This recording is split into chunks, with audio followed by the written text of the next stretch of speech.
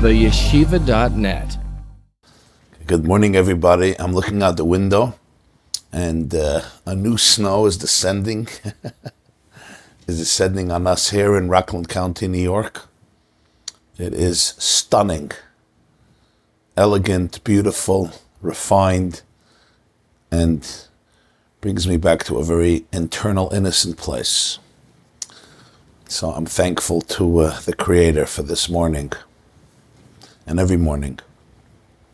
Today's class is dedicated by a very, very dear friend and one of the pillars of our classes, both pre-corona, midst-corona, post-corona, Reb Sholem Potash and his family, in loving memory of Reb Sholem's father, the unforgettable Reb Yaakov Potash, Reb Yaakov Reb Chanoch Henich and Esther, whose yartzeit was on Shabbos, Parshas Tetzaveh, the fourth day of Adar, Daled Adar.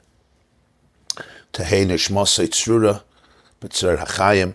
Some of you know the song Yaakov. You know the Yom Tov Erlich song Yaakov, sung by Avraham Lefried, the story of Yaakov mit Samarkand.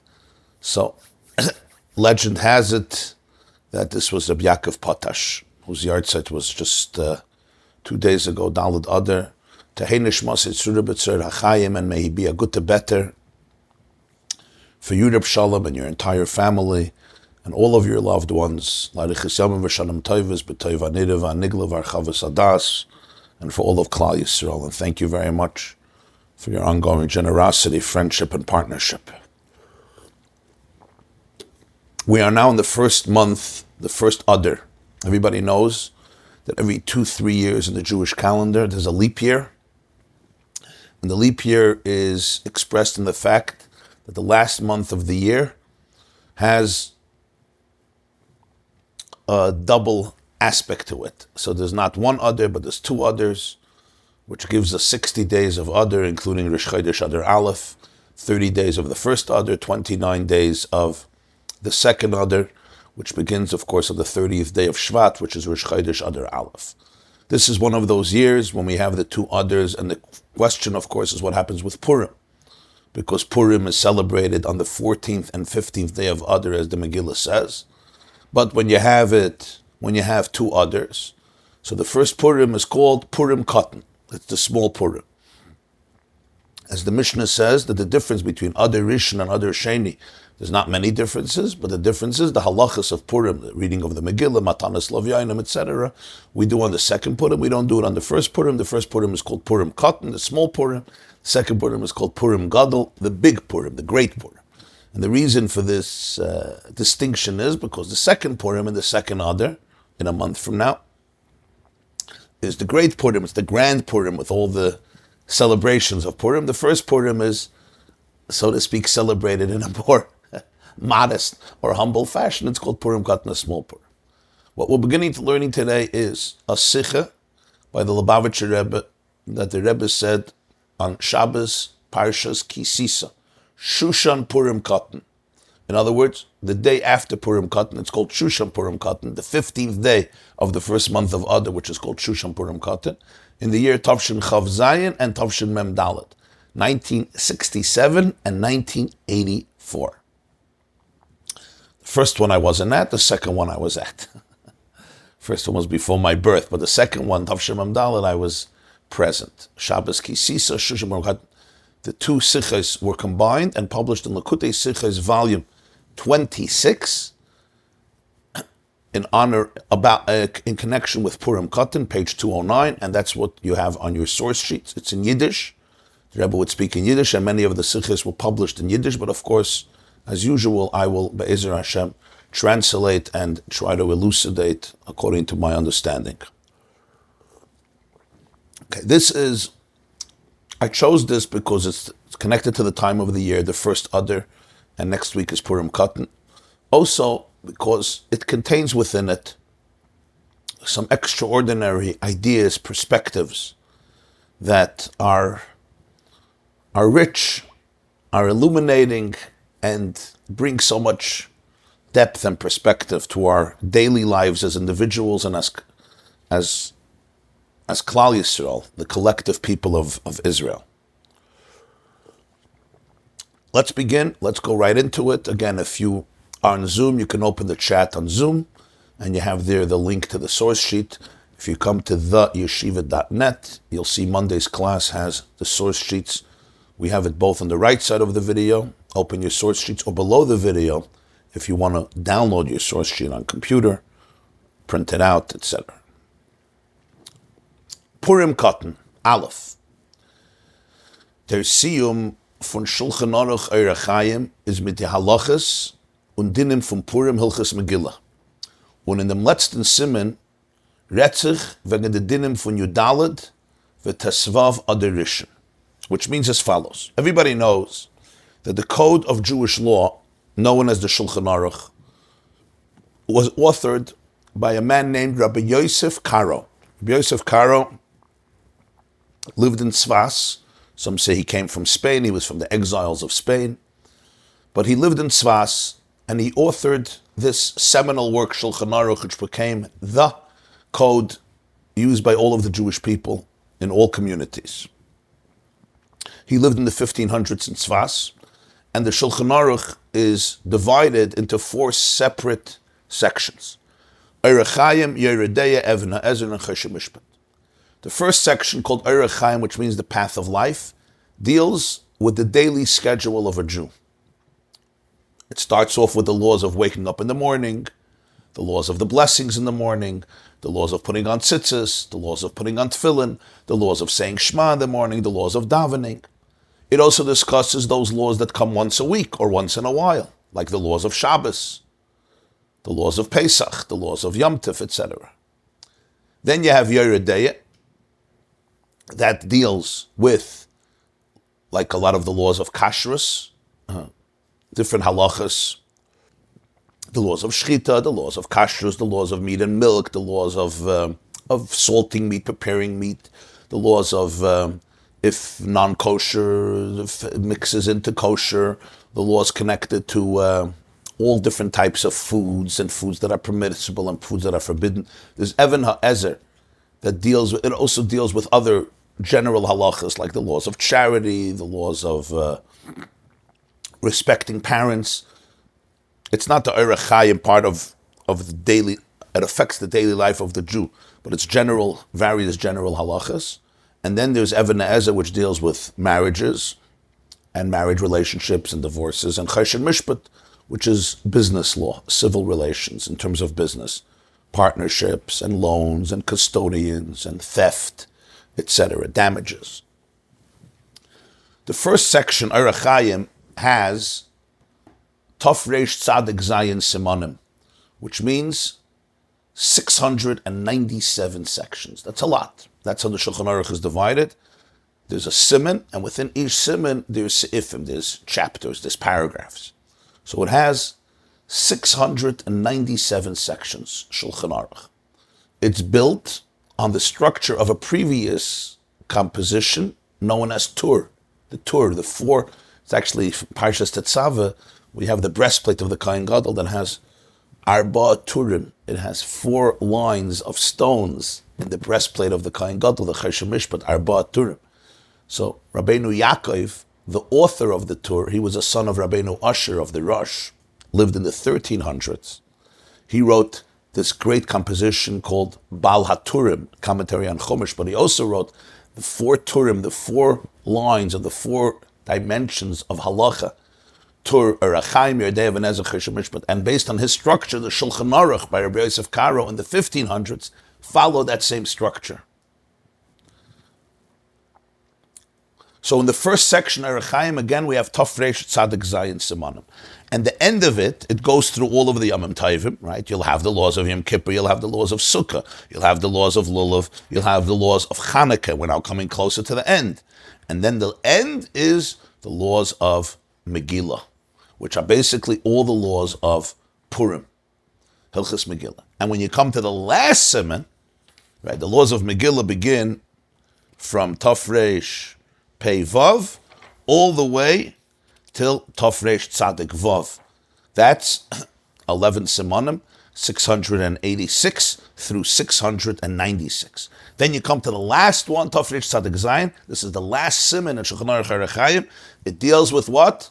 the laws of Purim Katan, the laws of Yud Dalet and Tesvav of Adar Rishon, the 14th and 15th days of Adar Rishon. That's the end of the entire Shulchan Aruch. The Talmud of them bepashtus says, what's the reason? It makes sense. V'aloit seder Hashanah v'in tur v'Shulchan Aruch Erechaim sein ausgestaltet in Halachas von Zmanei Moed Hashanah. Sie haben sich mit Rish Chodesh und nach Nissen Hilchas Pesach Choli kommen die Dinim from Purim lebesayf.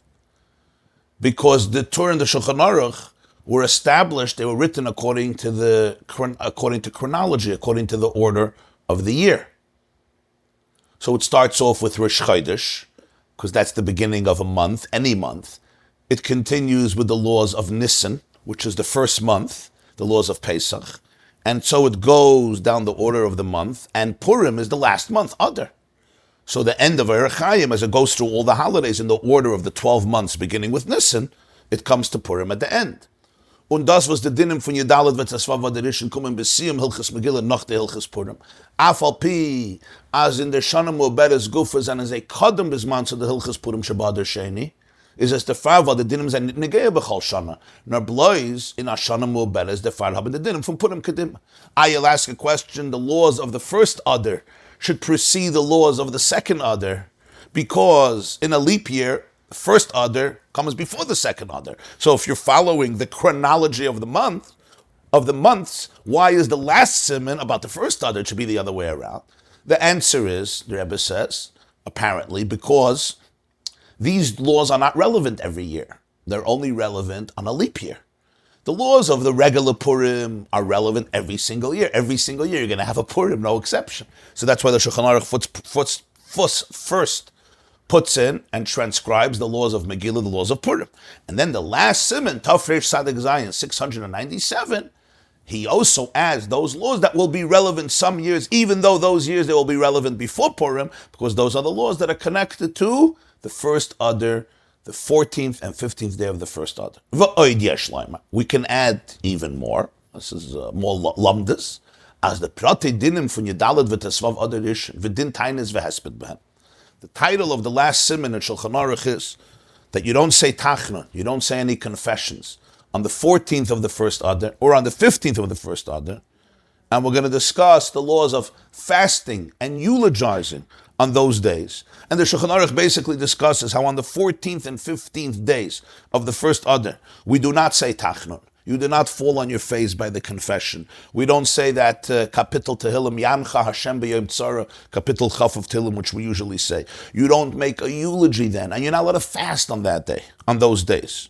Why? Because it has a festive quality to it. But he says other things we don't stop from doing on that day, but these are the things we stop doing.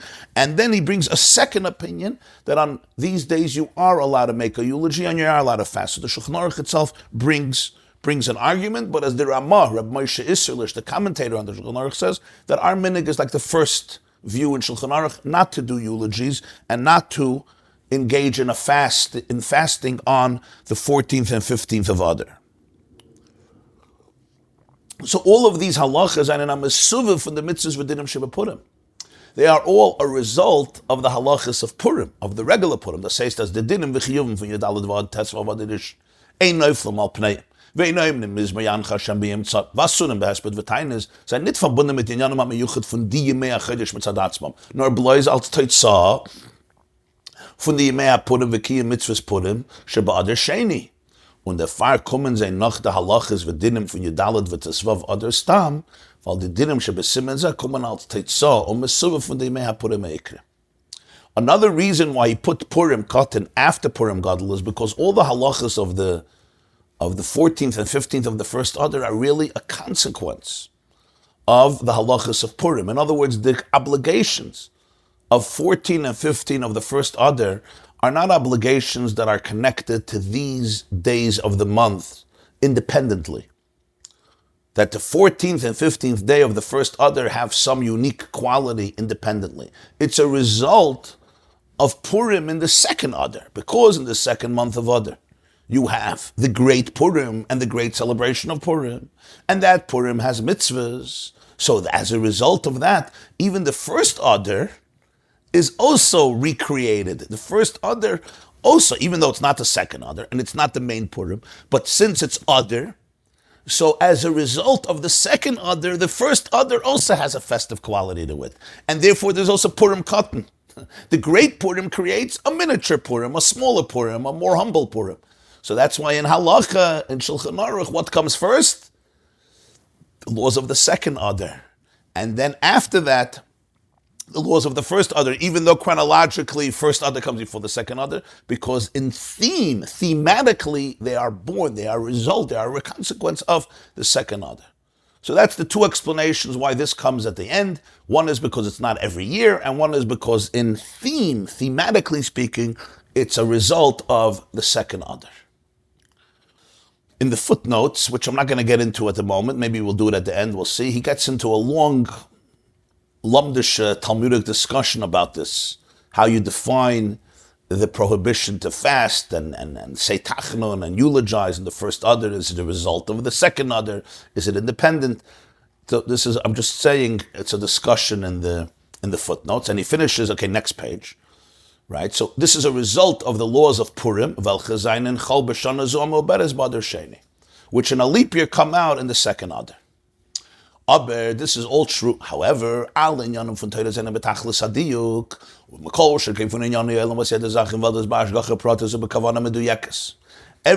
in Torah is very precise. It's meticulous. It's like a grand cosmic puzzle where everything has its place and it fits in perfectly. And the Lubavitcher Rebbe says, you could learn this from the world. We know that everything in the world is by divine providence. And everything in the world is purposeful. And even small details are not just isolated, random things that happen incidentally without any meaning.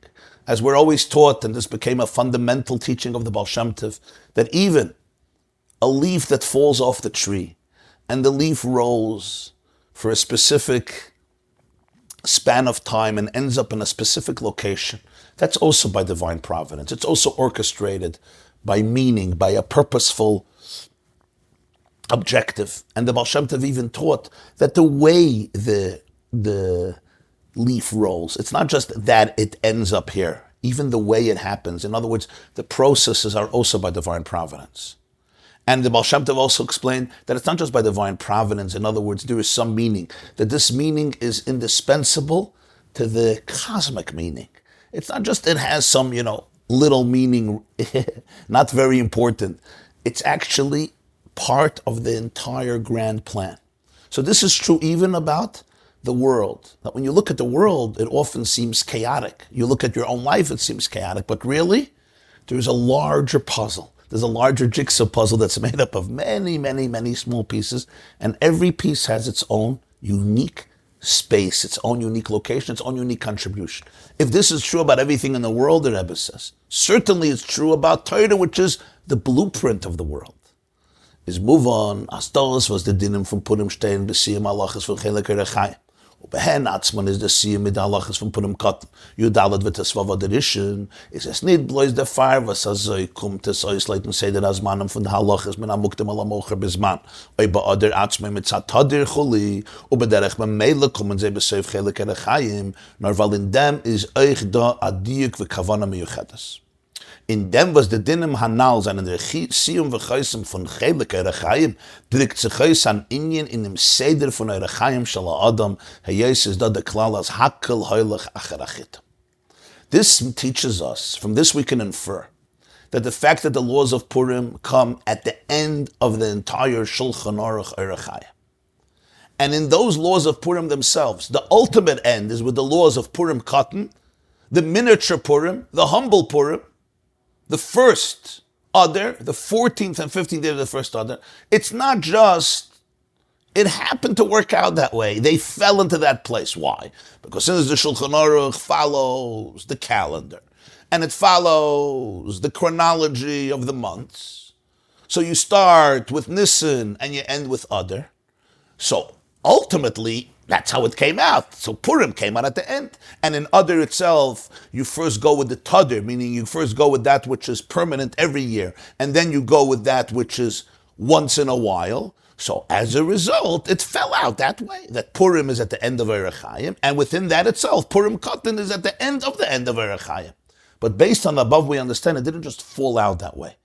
There is also an intention in it. There is also an objective in it. There's also a deeper component in it. I remember I once saw somewhere an interesting thing. It just adds a little flavor to what the Lubavitcher Rebbe is saying here.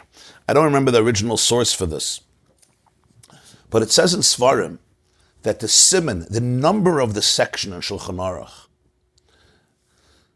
that deals with particular laws is not random.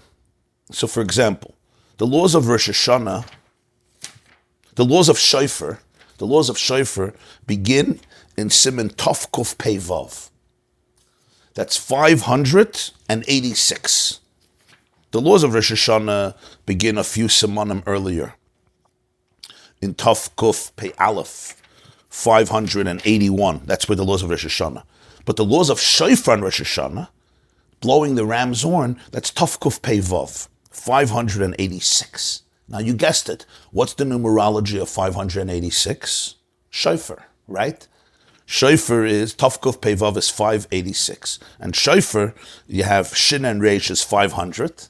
Shin is 300, Reish is 200. And Pei Vav, Shofar, is 86. So is that just random? That the laws of Shofar, which constitute the numerology of 586, Shofar starts in section 586. You could say it's random, but it's not. There's a meticulousness that you will say, well, it had to end up there because he followed the system, and it happened to be that this was that number. But the Rebbe says it's not like that. It's b'diuk. It's meticulous, it's precise. So similarly, we're saying here as well, the fact that these halachas come at the end of Orach Chaim means that there is some thematic connection, because the conclusion of everything, the Gemara says in Brachas, Talmud Brachas, page 12, Daf Yud Beis, Hakal Hoylech Achar Achitim. When it comes to blessings, we always look at the end. You know, touchdown, the ninth, the Makabah Patish, the final conclusion, the culmination of it, when you seal it. Hakal Hoylech Achar Achitim. Everything follows the conclusion, the seal. So these halachas are at the end of Orach Chaim. It's meticulous because somehow the whole Orach Chaim ends off in these halachas because they express something fundamental in the Orach Chaim, in the path of life of a Jew. And the question is, what would that be? That's the introduction to the Sicha, that's what he raises. Beis. L'chayre kann man das mevayer sein, mit hasboras hatoichen von der letzte Werte, mit welche der Ramah is mesam dem chelik Orach Chaim. One way, ostensibly, of explaining this is, let's really look at the last words of Shulchan Aruch Orach Chaim. And what are the last words? As I told you, the last Siman Tafresh Tzadik Zayin deals with the fact that we don't say Tachnon, and we don't fall on our faces during the confession, and we don't say Yam Hashem B'Yem Tzara on the 14th and 15th day of the first month of Adar. There's also the opinion that we don't do any eulogies and we don't do any fasting. Then there is the Ramah. Just a little intro for those who don't know. The Shulchan Aruch was authored by Rabbi Yosef Karo, but he had a contemporary who lived much longer. The Beis Yosef, the Rabbi Yosef Karo is known as the Beis Yosef. He lived ripe old age. The rabbi of Krakow at the time, he was in Poland. His name was Rabbeinu Moshe Isserlich. He's buried in Krakow. If you go to Krakow in Poland, there's a shul called the Ramaz Shul. The shul where Moshe Isserlich, the rabbi of Krakow, davened. There's even the place that they say this is the place, and it's still considered. It's treated with much reverence. And he's buried right behind the shul. There's a cemetery there. You have the tombstone of the Ramah, Rabbeinu Moshe Isserlich. Now, Rabbi Yosef Karo, the author of Shulchan Aruch, was a Sephardic sage. He came from Spain, or he followed the tradition of Spanish Jewry.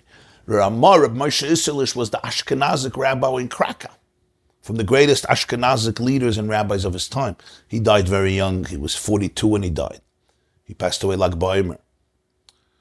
So Rabbi Yosef Karo died Yud Gimel Nisan, the 13th of Nisan. The Ramah passed away Lag Ba'omer, but very young man. What he accomplished in those years are incredible. So many works and his leadership. He's one of the great rabbinic figures of his time, Rabbeinu Moshe Isserlish. So he wrote a commentary, he wrote footnotes to the Shulchan Aruch, where he often inserts the Ashkenazic traditions and the Ashkenazic customs, or other footnotes. So there's the Shulchan Aruch, and then there's the Ramah, who wrote commentaries, Hagos. It's like Shulchan Aruch means a prepared table, and the Ramah they used to call the Mappa, the tablecloth on the prepared table. Shulchan Aruch is a prepared table, but you need a tablecloth. You don't just put the food on the table. He put out the tablecloth. So he finishes as follows. The Rebbe now quotes the last words of the Ramah, which really finishes the whole Shulchan Aruch Erechaim. Yesh Oimrim, says the Ramah. Some say shechayev laharbois b'mishta v'simcha b'yudalit sheba Adar I. There is an opinion that you're obligated to increase in feasting and enjoy on the 14th day of the first month, which we call Purim Katan. Ve'ein noyhagin ken. But it's not the custom. Do you know people that have a meal, a special meal, and they do special joyous things on Yudalit Adar I? So the Ramah says, and it's not the minhag. There is such a view that you're obligated to have a mishta, just like on Purim. There's an obligation to have a mishta, an obligation to sit down for a meal, a festive meal on Purim. It's one of the mitzvahs of Purim. So some say, this is the opinion actually of the Tur, in the name of the Rif, Rabbi Yitzchak Alfus, that you should have a feast and celebrate the 14th of the first Adar. But he says, it's not the minhag, it's not the custom. Nonetheless, you should increase a little bit in your meal, in your feasting, in order to fulfill the obligation of those who are more stringent and say that it's obligatory to have a meal on Purim Katan. So the Ramah says, even though it's not the custom to have a special meal and increase in simcha, but you know what? Add something to your meal. Do something special. Do something extra in order to fulfill that view that is more stringent and says you have to. And then he finishes his last words quoting a verse from Mishlei. Proverbs 15:15. Proverbs chapter 15, verse 15. Mishlei, Perik Tesvav, Pasuk Tesvav. V'toiv leiv mishta tamid. A good heart is always feasting. And with this, Shulchan Aruch Erechaim concludes. It's fascinating because this is going to become the theme of the Sicha. That the whole Shulchan Aruch Erechaim concludes with this verse. Toiv leiv mishta tamid. A good heart is always in a state of feasting. The commentators there explain the verse. There's different explanations, but Shlomo HaMelech, King Solomon writes in Proverbs, Kol yemei ani rayim v'toiv leiv mishta tamid. All the days of a pauper are bad, but somebody with a good heart is always partying, is always feasting. And they explain it as a metaphor for different types of people. There are people who have an attitude of poverty. It's not talking about a person who has money or a person who doesn't have money, although money can help. But it's a person who has an attitude of poverty. Everything is bad and I'm poor and I'm a shlamazel and life is cursed. So all the days of that person are going to be experienced as negative. V'toiv leiv, but somebody who has a good attitude, somebody who has a good disposition, somebody who really works on themselves. So some people it comes more natural, some people need more avoid and need more work. Toiv leiv mishta tamid, they're always in a state of mishta. Mishta means a party, a feast, a celebrative, festive occasion and a festive meal. Why? Because I guess they always, what do we say, they see the full cup. Or somebody told me in shul, he says, not that there's a half, you could look at the cup half empty or half full. He says, sometimes you have to take the half empty cup and pour it into a different type of cup and then it's full. And I told them a different type of cup. So the point is, toiv leiv mishtam. That's how the Ramah finishes Shulchan Aruch. That even though the minhag is not to have a feast on Purim Katan, you should still add a little bit in your meal. And this is how he finishes, because generally a good heart, a positive heart, is mishta tamid. You always look for an opportunity to celebrate. Says the Rebbe Shteit in Svarim. On this, there's a fascinating comment in Svarim. As the chasime von Reb Moshe Isserlish is me'ena psiche von Erechaya. Der Ramah hebt damit Shivisi Hashem lenegdi samid, und der Siyam v'chaisim is v'toiv leiv mishte tamid, was die zwei mal tamid seinen kenegede shneit midden kesidron, shnayim leyoim tamid. This is beautiful. Let's go to the beginning of Shulchan Aruch Erechaim. Till now we discussed section 697, which is the end. Toiv leiv mishta tamid. What about the beginning? Is Siman Aleph. How does it start? So we're going now all the way to the beginning. It starts off with the laws of waking up in the morning. Din hashkamas habayker. And the way it begins is, the Shulchan Aruch says, a person should display the power and the vigor of a lion to wake up in the morning to serve his creator. And you should wake up the dawn rather than the dawn waking up you. In other words, wake up early in the morning. And then the Ramah begins a long footnote. And he begins it with the pasuk from Tehillim, Shivisi Hashem lenegdi samid. I have placed Hashem before me continuously.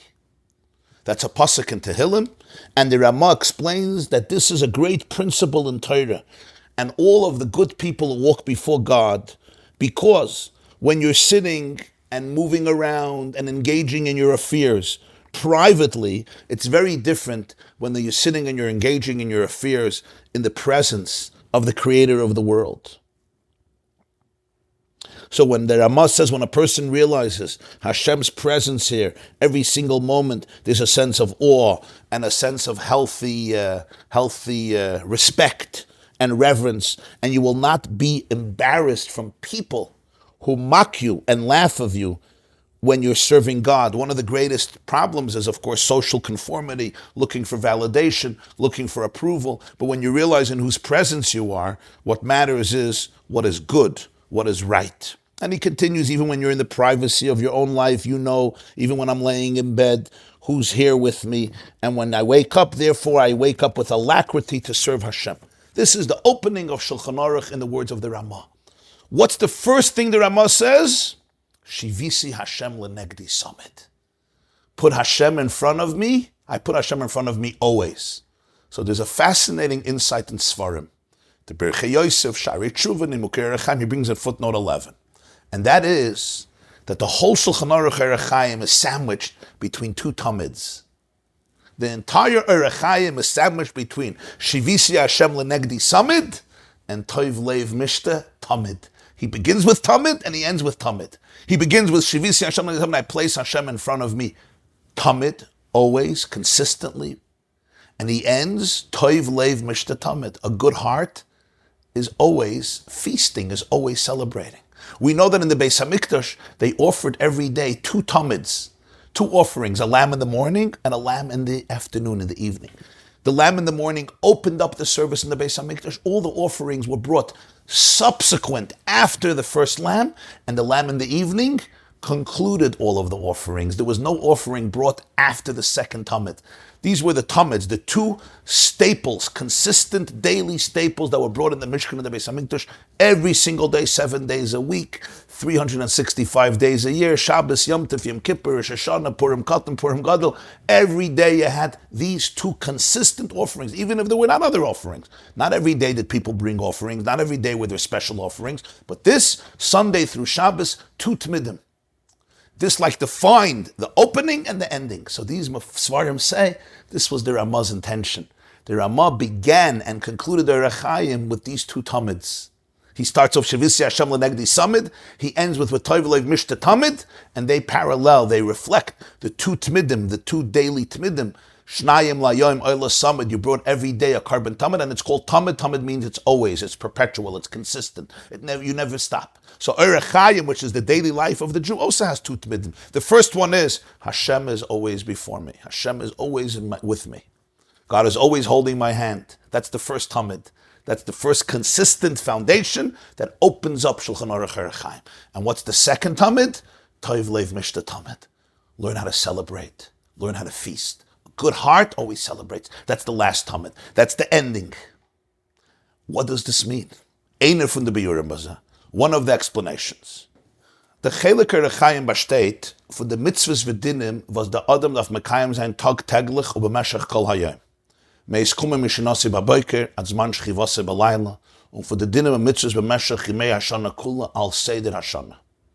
Die dazike mitzvahs v'dinim seinen bechlal verbunden mit Zmanim Mesuyamim b'meshech hayom v'alayla oder b'meshech Hashanah, was bis mechuyev zu mekayim sein in Azman Mesuyim b'Shana. Und sie seien nicht shaykh zueinander Zman b'meshech Hashanah. I'll explain in a moment. Aber der Haschala von Orach Chaim, Yeshleimer Eich Shel Adam, v'siyumai seien die Shnei Tmidim, wo sein Zeir Chiyuv ist ständig, b'chol Zman di Yemei Chayav Shel Adam, b'meshech kol Hashanah kula, b'meshech kol hayom kula midayim b'yomai. Meaning, generally, Shulchan Aruch Orach Chaim consists of mitzvahs and laws that a Jew does on a daily basis throughout the day. From when I wake up in the morning, that's the opening of Orach Chaim, until I go to sleep at night. That's what Orach Chaim does. I wake up in the morning, how I wake up, what I do when I wake up in the morning, from washing my hands to expressing gratitude to saying the blessings to davening, etc., until I go to sleep, till the end of the day. That's Orach Chaim. It encapsulates the to-do list of the Jewish soul.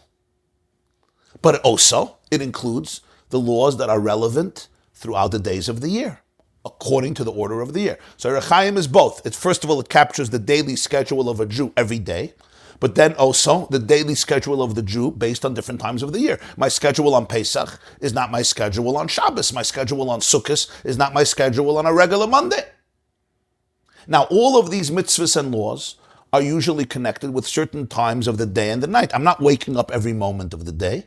I'm not going to sleep every moment of the day, let's hope. I'm not eating matzah every day. I'm eating matzah on Pesach. So these laws of Shulchan Aruch capsulate the full day and the full year. But different laws are connected to different times of the day. The laws of Kriya Shema relate to the morning. The laws of davening mincha relate to the afternoon, etc., etc. The laws of blowing shofar relate to Rosh Hashanah. So they always relate to a certain time of the day or a certain time of the year when I'm obligated to fulfill this mitzvah. Another time of the year doesn't have this mitzvah. That's all once you get into the Shulchan Aruch. But the beginning of Orach Chaim and the end, this is Tamid. This is something that's always. Most halachas of Orach Chaim, even if they're daily or weekly or monthly or annually, but they're once a month, once a year, once a day, an hour in the day. But the beginning of Orach Chaim, and it's the beginning of, not just, he says, of Orach Chaim, it's the beginning also of the person, not just of the book. The book is a reflection of the person. The beginning of my path of life. And the end, this is Shnei Tmidim. Tmidim means things that are always relevant. Every moment of the day, every moment of the night. Just like in the Beis HaMikdash. The first Tamid came in the beginning of the day, and that's what started off the Avodah. And the end was Tamid Shel Bein Ha'arbayim Shalav Hashlam Kol HaKarbanos. And that's what completed the Avodah. Here too, there are two concepts, two realities, two experiences that they are always relevant at every moment of a person's life, throughout the entire year and throughout the entire day, every single day. And that's why, und der Feier seinen Seher ist gestellt bei Eufen, als ein Tamid kommt als Rosh Vaschala von Orach Chaim, und der zweite Tamid als Yom V'Chaismai. And that's why they're organized in the way that the first Tamid comes as the beginning, the second one comes at the end. They like sandwich. All of Orach Chaim is sandwiched in between them because those two principles are consistent and persistent. Not just on Rosh Hashanah, not just on Yom Kippur, not just in the morning when I wake up. In the morning when I wake up, and in the afternoon, and in the evening, and late afternoon, and late morning, when I'm tired, when I'm not tired. What are these two Tmidim? The Aschala von Shulchan Aruch Shivisi Hashem Lenegdi Samad is the Nekuda von Yiras Hashem. Wie der Amois meidechem afara dort. Ksheyasim adam alibish hamalach hagadol HaKadosh Baruch Hu Hashem Eloi Chalaretz Kvede. Oymad alav v'roya b'masav miyad yagia elav ayira v'achna b'pachad Hashem Yisbarach Hu bushte mimenu tamid. Und der Siyum v'toiv leiv mishte tamid is der Inyan hasimcha. Und die zwei Inyanim dafen sein beim Adam in an Eufen von tamid. B'chol zman. In jeder Avoide was ayit tu darf sich bei ihm der Herren der Inyan von Yira v'achna. Und euch der Inyan hasimcha b'avoides Hashem ivdu as Hashem b'yira. Ivdu as Hashem b'simcha. So here are the two consistent, permanent features. The opening of Shulchan Aruch is Shivisi Hashem Lenegdi Summit. God is before me constantly. This represents the point of Yiras Hashem, awe of Hashem, fear of Hashem. As the Rama explains, that when a person realizes that Hashem, who is omnipresent, is standing near me and is present in my life and cares about me and sees what I do, the person will experience an awe, a humility, and a person will experience a healthy bush, a healthy sense of shame, meaning this is appropriate, this is inappropriate, even if nobody sees me. Hashem sees me. Hashem hears me. Sometimes in the privacy of my life, I want to say a white lie. Or not a white lie, a black lie. But if I know that Hashem is here, and Hashem is with me, and Hashem is present, it changes everything. The Gemara tells a story in Brachas, Daf Chav Zayin, Chav Ches. Rabbi YY was ill, and his students asked him to bless them before he passes away, and he said that the fear of God should be for you like the fear of a person. And they were very insulted. He's equating Hashem with a person, and he said, you know what? If people are watching you, you behave a certain way, just give God the same power like people have.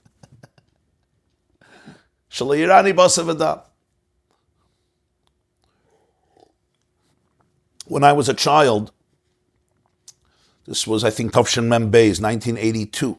I think it was the first day of Elul.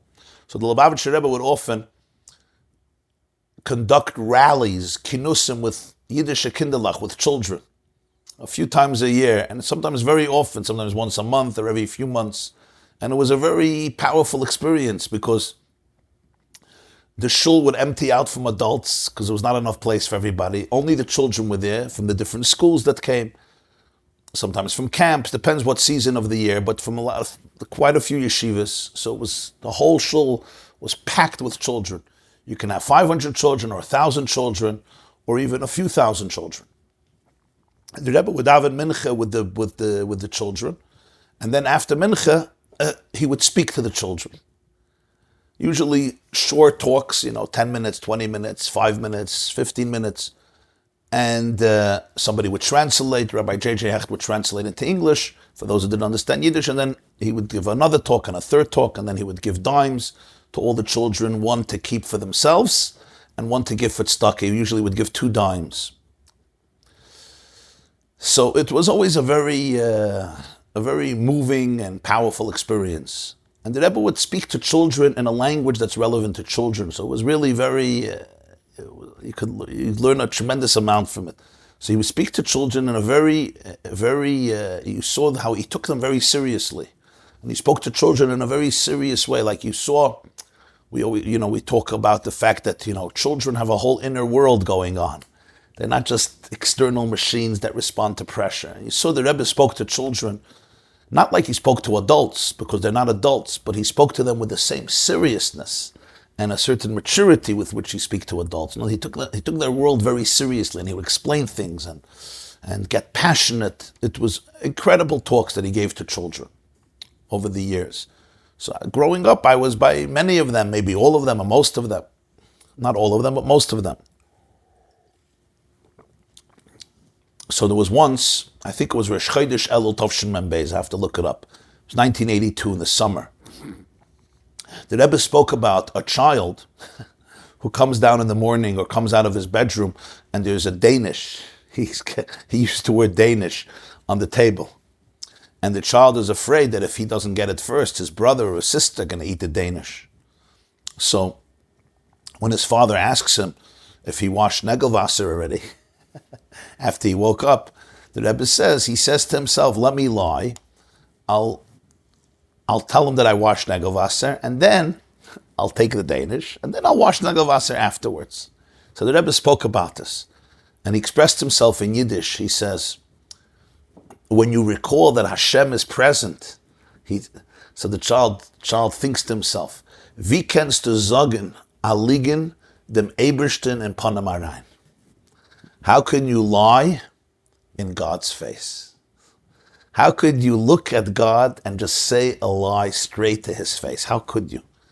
When he thundered out, he screamed out those words with so much passion.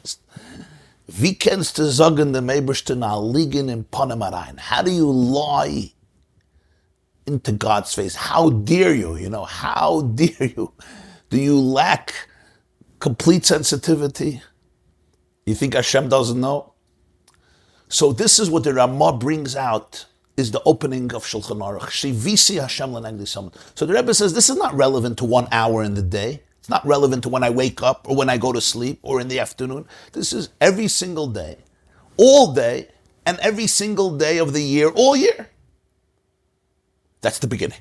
That's why it's tamid. It's always. The end is joy, celebration. Toiv leiv mishta, tamid. When should a Jew be joyous? Tamid. Again, this is not something that's related only to a specific time. Und die zwei Inyanim darfen sein beim Adam in an Eufen von tamid. Bechol zman, in jeder Aveide, was Yid tut, darf sich bei ihm der Herren der Inyan von Yire Vachna, und der Inyan ha-Simcha ba'Avodas Hashem, ivdu es Hashem be'Yire, ivdu es Hashem be'Simcha. That's why the Shulchan Aruch Erechaim is sandwiched between these two Tamids, these two Tmidim. Because these two elements are foundations that ought to be consistent. In every avoid, in every aspect of a Jew's life, one needs to experience the sense of yira, the sense of awe, the sense of reverence, hachna, subservience, humility, removing the arrogance, the haughtiness, the stupidity, the expansiveness that comes from lightheadedness and mockery. There's a sense of yira, of edelkeit. There's an edelkeit. You're in the presence of Hashem. There's hachna. There's a certain hachna means a humility, a subservience. But together with that, there's the second foundation, simcha, joy, celebration. As the pasuk says in Tehillim, we say it every morning, Ivdu es Hashem b'yira, Ivdu es Hashem b'simcha. Serve Hashem with awe and serve Hashem with joy. The first is in the second chapter of Tehillim, and the second is in the 100th chapter of Tehillim. It's interesting. One is the opening of Tehillim, and one is already closer to the end of Tehillim, just like in Shulchan Aruch, right? One is the beginning, Shivisi Hashem l'Yitzamna, and one is the end, Tov Lev Mishtatam. This is Tehillim Kapitel Beis, Ivdu es Hashem b'yira, and Tehillim Kapitel Kuf, Ivdu es Hashem b'simcha, which we say every morning in Mizmer L'Saida, in the beginning of Sukkah de Zimri, Ivdu es Hashem b'simcha. So he says, serve God with awe, serve God with joy. Which one? The answer is both. These are the two tmidim. There's yira and there's simcha. One is the beginning, one is the end. One is the opening of Shulchan Aruch, one is the end. And in that sense, as he says in 16, there are 6 mitzvahs that a Jew is always obligated to do. For example, the mitzvah of emunah, the mitzvah of loving God. But that's all true. Those are consistent mitzvahs. But here, these mitzvahs are essential to every avodah. Anything you're doing ought to be defined by these two things, by yira and by simcha. Ivdu Hashem b'yira, ivdu Hashem b'simcha. Did Rabbi Jacobson just notice that it was the first Tehillim and the 100th Tehillim, or did you hear that from? Did you see that or read that somewhere? No, it just came to me as I was giving the shir. Wow, awesome. It just came to me, yeah. I didn't see it. But I was looking in the footnote, and footnote number 17, and he says Tehillim Beis, Tehillim Kuf. So I realized, one is mamash the beginning of Tehillim, and one is not the end, but closer to the end, because Tehillim has 150 chapters, so chapter 100 is closer to the end. Just a parenthetical footnote of mine. So based on this, Al Piza Yesh Levaya V'Dasim from Erechaim is B'Hilchis Megillah Purim. So this can give us perspective, at least. The first level, later we're going to see this developed in deeper ways, that the end of Shulchan Aruch Erechaim is with the laws of Purim. And we asked before, why? It's not just random, it's meticulous. So based on what we learned, that the Ramah's last words are Tov Lev Mishta Tamid, and we explained that these are the two Tmidim, with which the Shulchan Aruch Erechaim opens and ends, as explained in this previous Seif Beis. Now we can come back and see at least one explanation why Shulchan Aruch Erechaim, not randomly, but meticulously and precisely, ends with the laws of Megillah, the laws of Purim. It says, Yadua, it's known, as vayeden suga de kav meyuchad in avodas Hashem, is fran ayoim zman kavua b'shana, welches b'meyuchad mesugal u'masem vadem oifen ha'avoda. Was von dem zman nehmt men dem koyach b'inyan zeh v'ashpa, oif avoda zu b'meshach, kol hashana kula. It's known, a fascinating idea that says in Svarim, every element of avodas Hashem, serving God includes all of a person's life. And there's many different paths and many different experiences and many different journeys. Avodas Hashem, serving God, doesn't have one color and doesn't have one appearance and doesn't have one demeanor and doesn't have one mood and doesn't have one state. It comes in endless manifestations that comprise a person's journey in life. So for every single kav, for every single line, for every single category in serving God, there is a day or a time in the year that is uniquely focused on that particular type of avodas Hashem. And that time becomes a source of inspiration, a reservoir from where you can get the energy for this element of serving God throughout the whole year. In other words, avodas Hashem is comprised of a rainbow of many, many different colors and experiences. And there's different times that are focused on this particular component. And these become reference points, they become paradigms, they become archetypes, and they become reservoirs, well springs, from which you take energy for this particular element of avodas Hashem throughout the whole year. So Pesach is a time when there's a unique concentration on the element of redemptiveness, Geula. Shavuos, Torah. Rosh Hashanah, the coronation of God, as my King. Yom Kippur, renewal, transformation, tshuva, introspectiveness, and metamorphosis. And as we'll see, there's Tu B'Shvat, and there's Chanukah, and there's Purim. Every holiday, and every parsha, for example, it has a unique focus. This is the energy that is encapsulated in this day or in this time. And this becomes a source of inspiration for this particular avodah. And that's why every holiday and every season in Jewish life is essential, because each one gives you something else. Each one gives you a different opportunity in life. Each one allows you to polish and cultivate this particular dimension in your life. It's like when you have to fine-tune a violin, or you have to fine-tune a piano. Every note, every key represents a different note. If I fine-tune one key and not the other key, I'm missing something from the ballad. So every single Shabbos, every single parsha, every single holiday, every single day captures a specific key, which represents a certain musical note that is essential for life. And you want to make sure that every key is played with full intensity, with full alacrity, with full presence. Al derech zeh b'negedem kav hasimcha. The same is true with the component of joy, which is a major essential element of life. The nesinas koyach v'toiv leiv mishta tamid of the simcha b'avodas Hashem v'meshach kol hashana kula nemtzich v'un yimei hapurim. Val Purim is the zman v'mizmar b'besuda v'simcha b'midah chi g'doyla mervi'in ala yom tov m'chagei Hashanah v'yabkepaskin in Turin Shulchan Aruch mitzvah laharbez b'sudas Purim m'chayv inish l'psum b'purya ada lo yada. The power for toiv leiv mishta tamid, to be able to have that attitude, that good heart that's always celebrating. In other words, that my service of Hashem throughout the whole year should be filled with joy. Where do I get it from? What's the time of the year when joy is the main focus and it's concentrated in that time? It's Purim.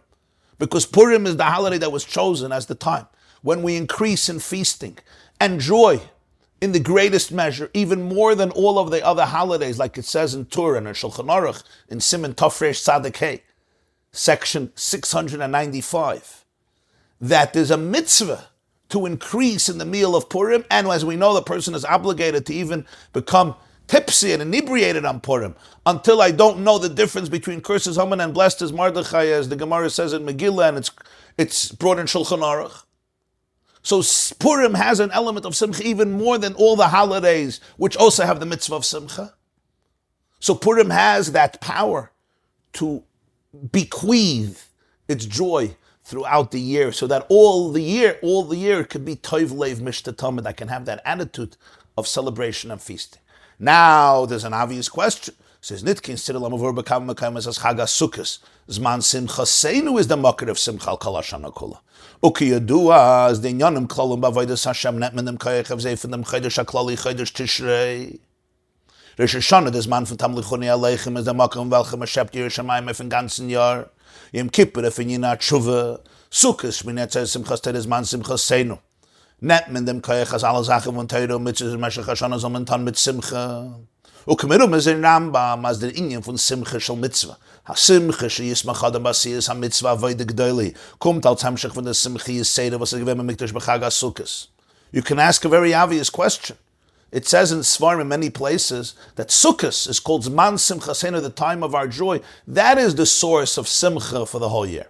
Because we know that the general themes of serving God trace back their source from the general month of the year, which is the month of Tishrei. Tishrei is called the head of the year. The word Tishrei, if you recombine the letters, it's Rashis. Tishrei is Reish, Shin, Yud, Tzav, which means Rashis. Rosh Hashanah is called the head of the year. It's like the head. It contains the entire nervous system, governing the entire organism, the entire body. So spiritually too, the month of Tishrei is the general month in the Jewish calendar from which we get the energy to serve God throughout the year in all of the various categories. Rosh Hashanah, when we coronate Hashem, that's the source for Yiras Shamayim, for awe of heaven. Yom Kippur, as we said before, it's the source of tshuva. Sukkot, Shmini Atzeres, Simchas Torah, gives us the energy that Torah and mitzvah throughout the whole year should be performed with simcha. And this is intimated fascinatingly in the Rambam.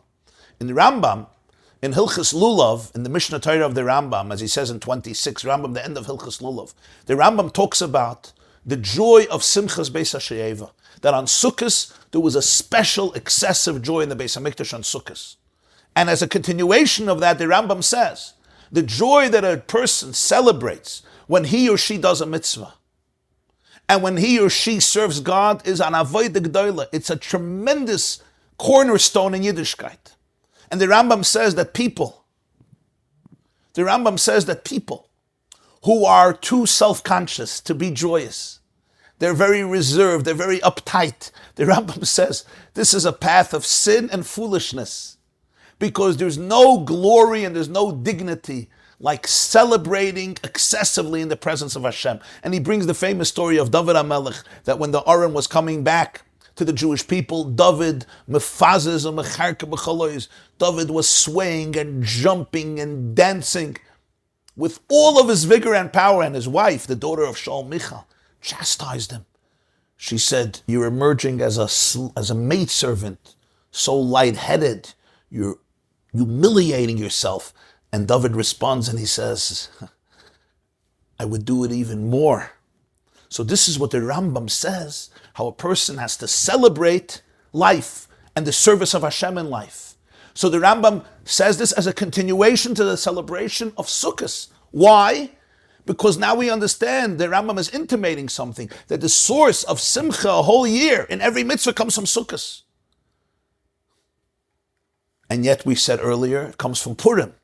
So the Lubavitcher Rebbe says there's two elements. V'yesh loymar, let's explain. Weil das ist dafke bis manche Beis HaMikdash haya kayam. Wenn alle in Yonim sein gewen kitikunem und beschlimusam. Der Vater in dem und kennt makabel sein Chius und avodas Hashem meshach kol Hashanah kula von dem Tovim shebechodesh Tishrei. Und das ist gewen maspik. Al derech zat man genommen der Minyan HaSimcha b'avodas Hashem. Hat man der Minyan HaSimcha b'avodas Hashem genommen von der Simcha Yisrael shaya b'mikdash b'chag HaSukkos. Maschenken bis man Hagolus in der Zeit von Helen Vehester ist der Spaß, der Simche von Chag HaSukkos nicht maspik zu Poil sein in der Avodah von ein ganzes Jahr. Weil die Inyanim, wie sie stehen in Chodesh Tishrei, sind sie all derich Moshe, wie der Chius von alle Evorim gefindt sich noch in Rosh, was dort ist der Chayes hecher für zu anton sich im Chayes sein, der Evorim schon beguf. All derich sein Nimschel, als in Tishrei stehen die Inyanim Avodas Hashem in a viel hechere Darge. So haben a Scheiche zu der Avodas Pratis, wie sie stehen, begillen Avodas Adam Meshach Hashanah Kula, muss der Ribber sein ein Nenterer, ne Sinnes Koyach Vashpal von Ayem Vedarge, welches nicht in dem Chodesh HaKlali, welches Maschpil in dem Hashanah. Ubi in Yanenu, der Toiv Leiv Mishte Tamid, der Simchet Midas b'Meshach Yemei Hashanah, nimmt man von Yeshleimar, nimmt man von Yeshleimar gam de Chag HaSukkos, beim Zoos der Simche Shebemei HaPurim, was sie seinen von dem Hashanah, und wo seinen gewonnen Yemei Simche in und mit Zad Golus. Und noch mehr, Tag welcher seine Mutter Basias Malache wie der andere Stammstag von Jahr. Und der Pfarr können sie Peul sein, der Simchet Midis in jedem Matzev, was Jid gefindt sich, euch in einer Woche dicken Golus, dicken Maimon der Matzev. Wow. So fundamental idea. There's the time of the Beis HaMikdash and there's the time of Golus. And we have to understand, the time of the Beis HaMikdash is not just there was a holy home in Yerushalayim, a spiritual epicenter of the Jewish people. It's hard for us to understand.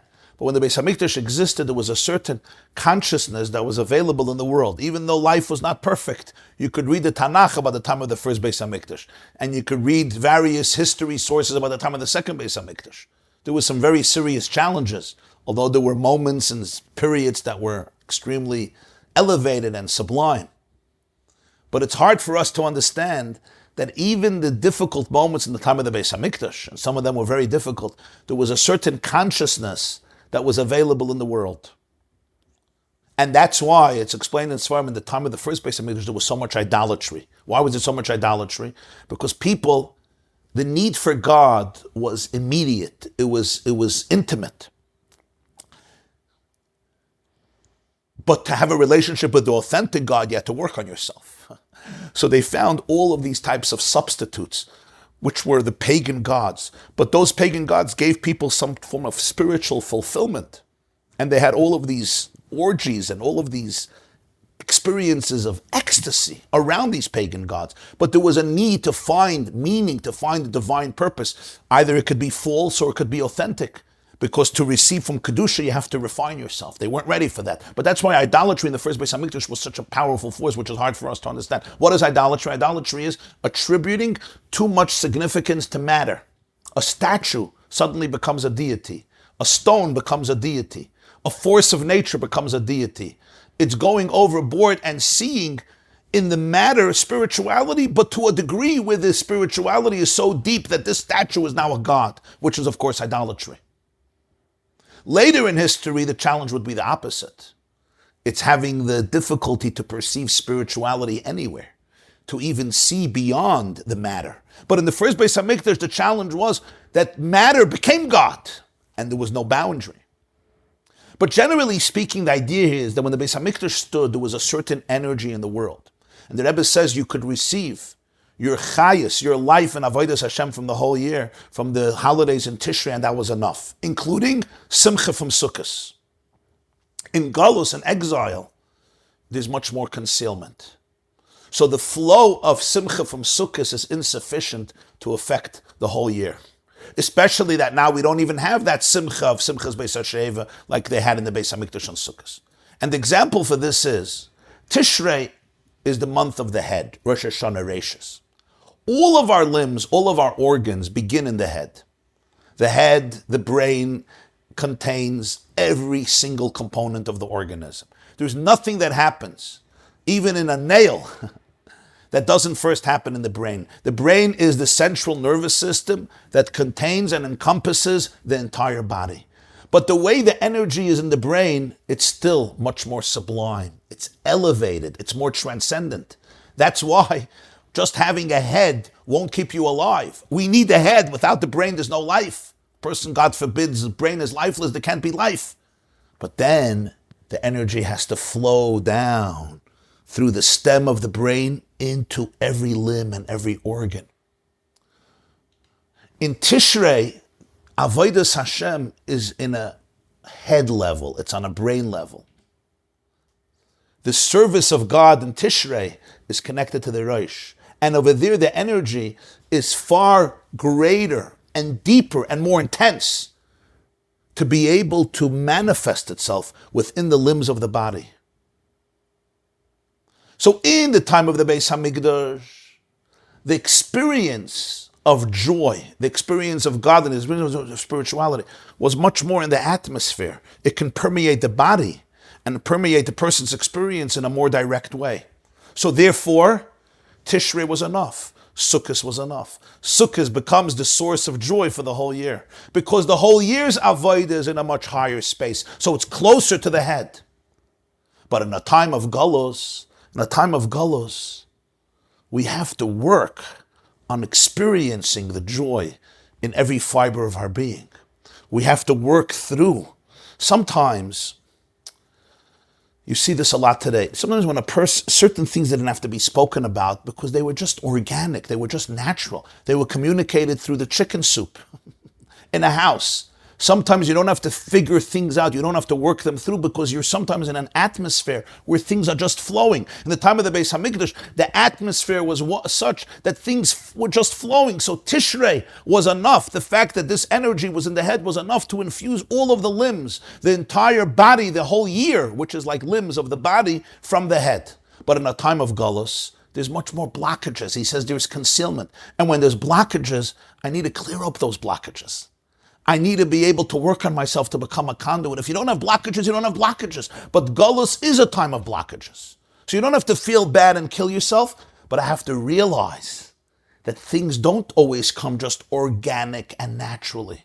So if I just have the source in the head, my body may be blocked. You know, sometimes we all know this. In my brain, I understand. This is a fascinating idea because, remember, the Rebbe is saying this in the 60s.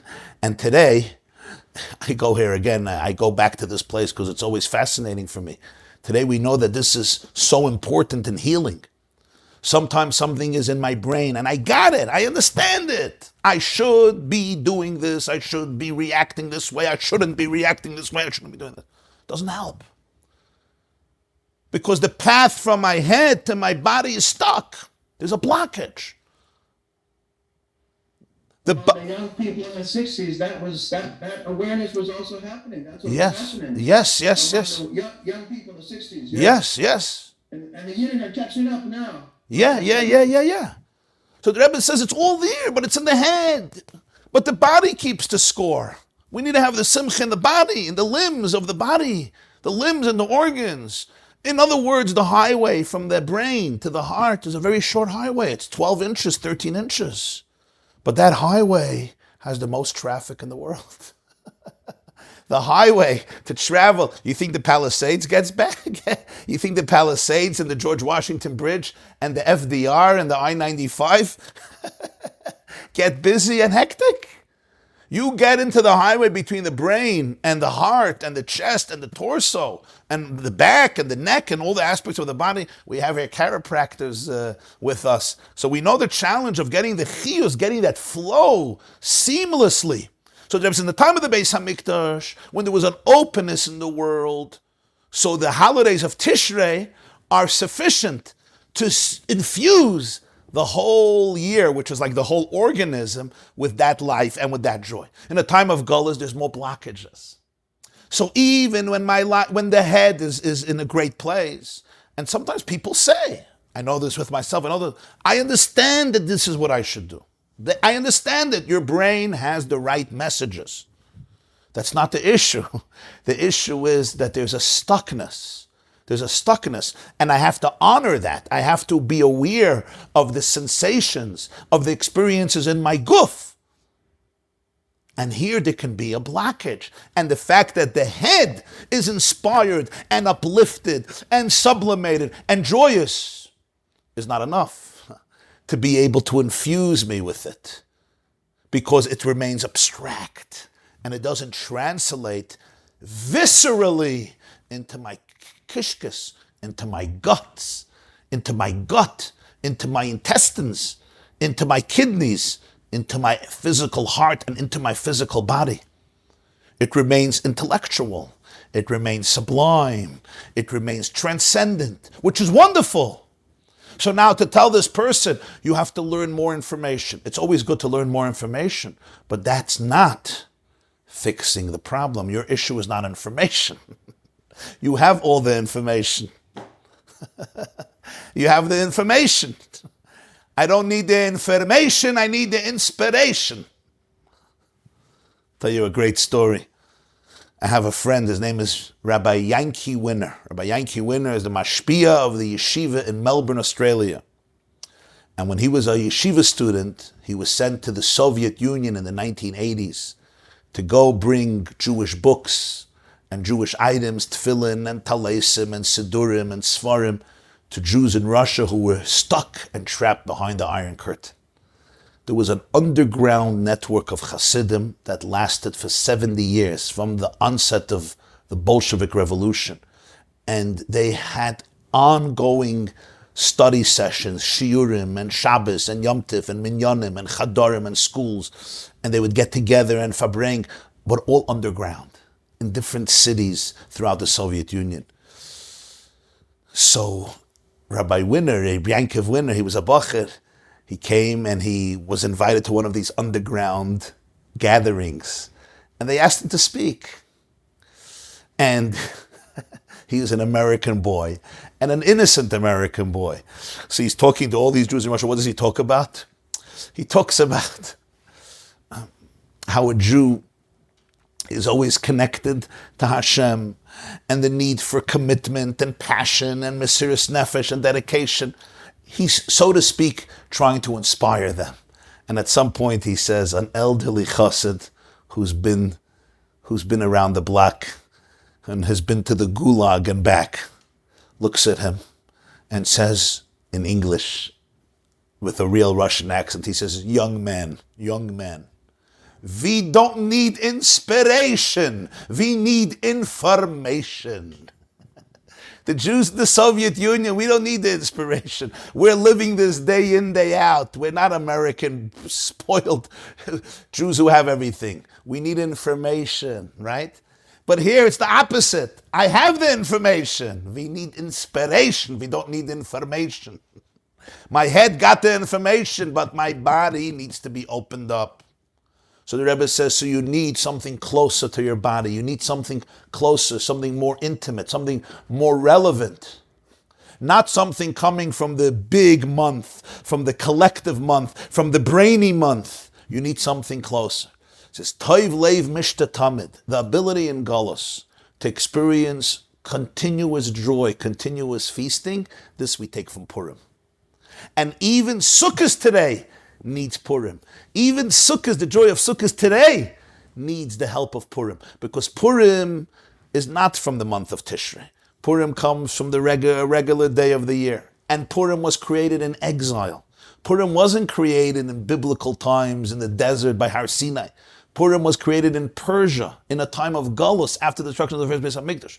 And Purim came as a result of exile. It was created in exile and as a result of exile. If not for the exile that the Jewish people were in, you wouldn't have this whole issue with Achashverosh and Haman. Furthermore, Purim are days that you're allowed to do work. It's like a regular day of the year. True, today we have a minhag not to do work on Purim as discussed in Shulchan Aruch and the laws of Megillah Tafresh Tzadik Vav 696. But halachically, I'm allowed to do malacha on Purim. It's like a regular day of the year. So Purim has that connection to the more physical, mundane dimension of the Jew, and therefore can lift up the Jew in a regular day, in a mundane day, in a galus dika day, in a day of blockages. I could help bring in the Jew. That's where Purim becomes the source for Toiv Leiv Mishta Tamid in a time of galus. So we're now going to finish this last paragraph here. Al Piza Yuvan the Chilik B'Zetzavish Sefer Rambam und Shulchan Aruch. We're on page 213. The Rambam b'chiburei red v'gedinyan and v'zes hanan oich kitikunim b'shlem musam kolos man habayis. Was bisman habayis is the nesinis koich of simcha shel mitzvah von der simcha yiseri shebechag ha-sukkos shebemikdash. Ma schenken the Sefer Shulchan Aruch ret nor v'gedinim anoyegem bisman hazeh. O bisman hazeh net men the mikra nesinis koich of inyan ha-simcha von dem Purim. Und der Fall kommt in von Toiv Leiv Mishta Tamid als Hemshech v'chosim von Hilchas Megillah Purim. Here we understand the difference of the Rambam and the Shulchan Aruch. The Rambam is a book that compiles all laws, even those that were relevant in the time of the Beis HaMikdash and will be relevant by Mashiach. The Rambam is the one sefer of halacha that includes literally all of the halachas. So the Rambam discusses that the joy of the whole year is a derivative of the joy of Sukkot. That's what the Rambam intimates in his structure of halacha, that the joy of the whole year when we serve Hashem, he says it right after the joy in the Beis HaMikdash on Sukkot. Because the Rambam is discussing Avodas Hashem in the most ideal way, where there is no blockages, where there is a flow from the brain into the body. But the Shulchan Aruch only includes laws that are relevant today's days. Doesn't have any of the halachas of the Beis HaMikdash, the halachas of Mashiach, the halachas of Karbonis, only laws that are applicable today. And in these days, the main power of joy in every day of the year we get from Purim. So now we have the first explanation why Toiv Leiv Mishta Tamid comes as continuation and conclusion of the laws of Purim. Because Purim is the spiritual brain, so to speak, that allows Toiv Leiv Mishta Tamid. Why Purim? Because Purim is not on the level of the brain of Tishrei. Purim is a level which is much more accessible. Purim was created in a time of exile, a time of blockages. It's a result of exile. It's a regular day. It's a day of Adar, not of Tishrei. Because of all these factors, Purim allows itself to become a source for the continuous attitude of celebration in exile and within a life that's often stressful and in the ups and downs and the fluctuations of life. So now we can understand why Toiv Leiv Mishta Tamid which is the end of the Shulchan Aruch. And remember, that's the second Tamid. We have the two Tmidim, awe of Hashem and joy with Hashem. The beginning is Shavisi Hashem Lenegdi Samid. The end is Tov Lev Mishta Tamid.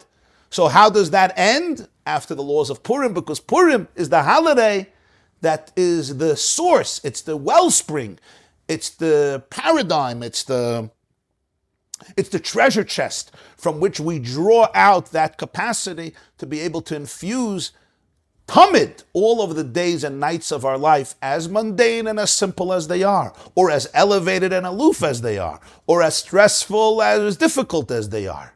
Whatever we're going through, to be able to find that purposefulness, that relationship with God, that meaning which allows us to have the Simcha. That's the difference between the Rambam and the Shulchan Aruch. This is the first step explaining why the Shulchan Aruch ends with the laws of Purim, and as an introduction to the last line, which is Toiv Lev Mishta Tamid. We'll see. We're going to go to yet a deeper dimension of this. That will be Be'ezer Hashem next year. I'll see you Thursday morning, 7:30, Bli Neder.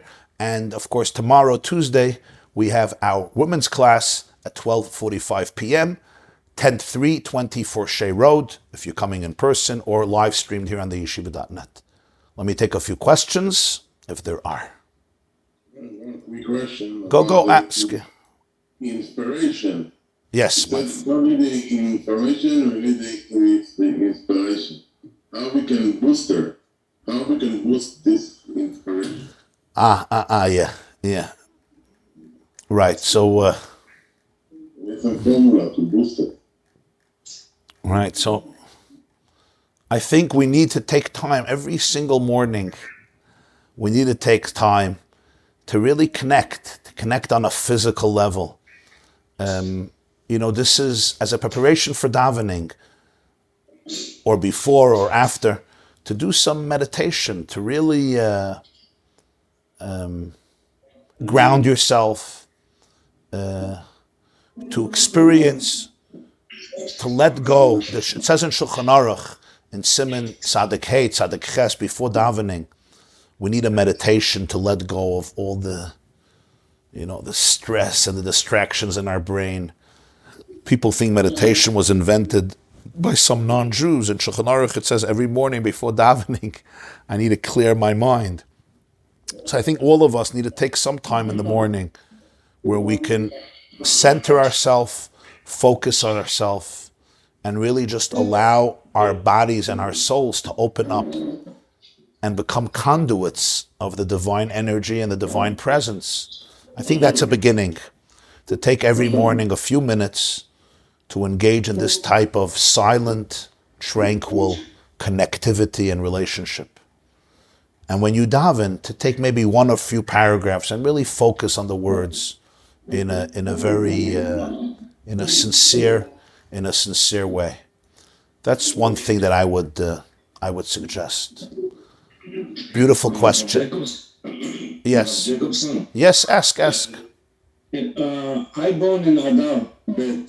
Mazel I tov. understand we should, so if you do Adar, I think I wrote last week that we have to do the Yom Holedet, even Adar Aleph also. Rabbi said that we celebrate. Mazel tov. Your birthday is Adar, that's beautiful. You should have a year of tremendous success. So this is explain a little bit why we should celebrate the two Adar of anniversary. We're going to see later. We're going to discuss more the first Adar later. Because that's really the challenge here, because this explanation is very nice, but it explains why Shulchan Aruch ends with Purim, not with Purim Katan. So that's going to be the next piece about the first month of Adar. We're going to get to that. Next question. Purim, as we know, is a rabbinic holiday, or it comes from the prophets. The calendar used to be set by the witnesses and by the Sanhedrin. When Purim was established by Mordechai, I assume that the calendar was created by witnesses. So Purim Katan only happens because the calendar is set. Was there a leap month of Adar when the calendar was done by witnesses? Probably because we still had to have Pesach in the spring, even if the month is set by witnesses. Great question. So a leap year always had to be done. Already in the earliest of times, they had to have a leap year because if Pesach would not come out in the spring, they had to add another month of Adar. So even before the calendar was set, The leap year would happen every few years. The court would convene and figure out if this is a year where you have to have a leap year. And they can do it even throughout the month of Adar, which means they can decide the last moment, as long as they're in the month of Adar, that we need a leap year. So there were leap years in the earliest times. Pesach Sheni is set a month after Pesach because they missed Pesach. Why isn't Purim Sheni set for a month later? Pesach would still be in the spring. Because Purim doesn't have a Purim Sheni. If I didn't do Shalach Manas Matanas Lavyonim on Purim, I can't do it a month later. Pesach has a unique dispensation, but Purim doesn't have that. But the truth is, Purim also has a few dates, right? They used to read the Megillah in some places on the 11th, 12th, 13th, but there's no Purim Sheni. So that concept is only by Pesach. Rabbi Yosef Karo, Rabbi Yosef Karo was born 1488, passed away 1575. Rabbi Moshe Isserlis was born 1530, and he passed away 1572. So he was much younger than Rabbi Yosef Karo, but he passed away before Rabbi Yosef Karo because he lived for a much shorter time. Thank you very much for that information. Yes, you can ask, yeah. Reb Aaron, go ahead. I need to recollect my thought. No problem. Question. You said that the Shulchan Aruch starts off with the laws of waking up. But really, the day begins with nightfall, not waking up. So it should start with nightfall, namely Ma'ariv Kishma Shalamita. Okay, it's an interesting question. But generally speaking, the Shulchan Aruch chooses to start the day from when we wake up, even though halachically the day starts from before, because it's focusing on a person's life. And in the middle of my sleep, there's not many laws, obviously, because I'm just trying to sleep. I mean, there are some laws, how you go to sleep, how you sleep, what I do in my sleep I'm responsible for to a certain degree, but generally speaking, the conscious focus of laws begins when I open my eyes. Are you saying, yeah, Lakel Gomer Alai, Talmud Yerushalmi says that that when the Sanhedrin makes a leap year, it could change the nature of the girl. She was 3 years old, and as a result of that, there would be certain irreversible things in the body, but because they do the leap year, she goes back to the state of Psulah Chayzun, of virginity, the power of Torah. It's an incredible teaching in Talmud Yerushalmi about the power of Torah. Maybe this is the solution to obesity. If you can always be in a state of joyous celebration, Mishta Tamid, this can help obesity. Yes, that's beautiful.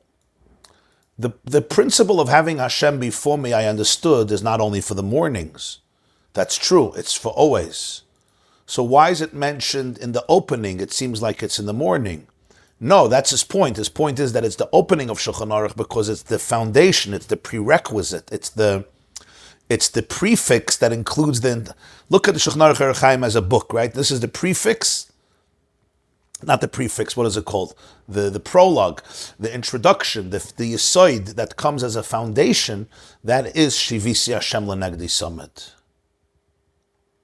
There's a big difference between tipsy and inebriated. Yes, that's true. I know that.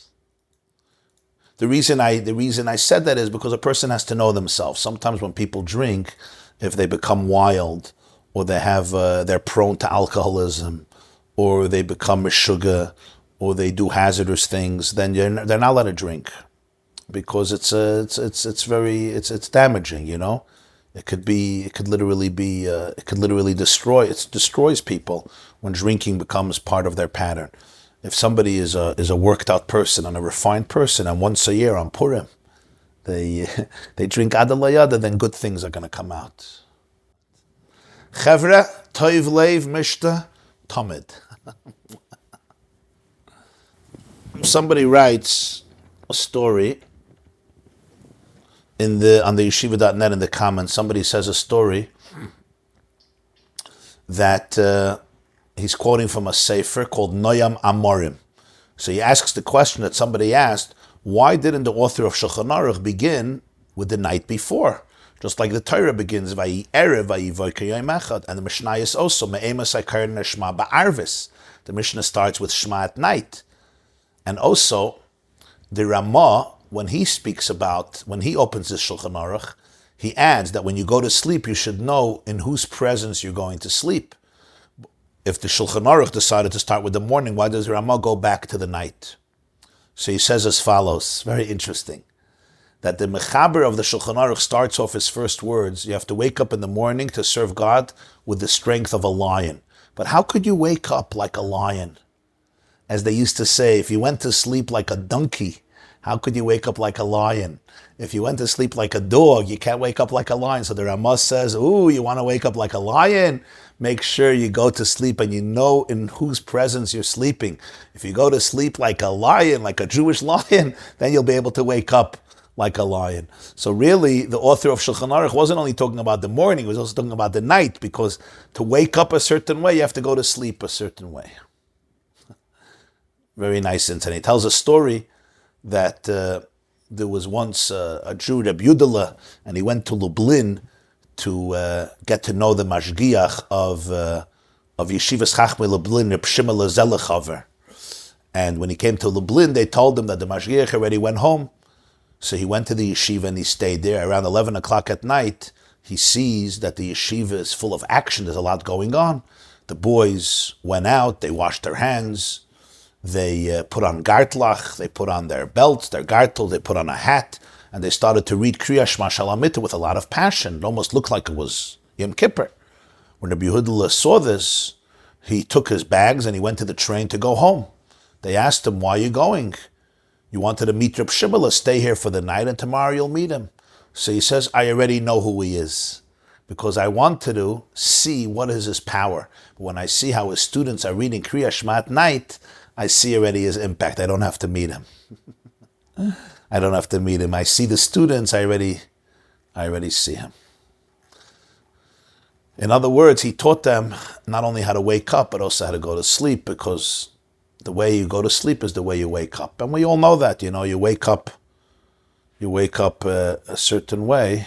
It's because you go to sleep a certain way. Okay, Chevra, have a beautiful day and an inspiring day and an uplifting day and a day of Toiv Leiv, Mishta Tamid, especially that it's in the month of the Adar I. This class is brought to you by the yeshiva.net. Please help us continue the classes. Make even a small contribution at www.theyeshiva.net/donate.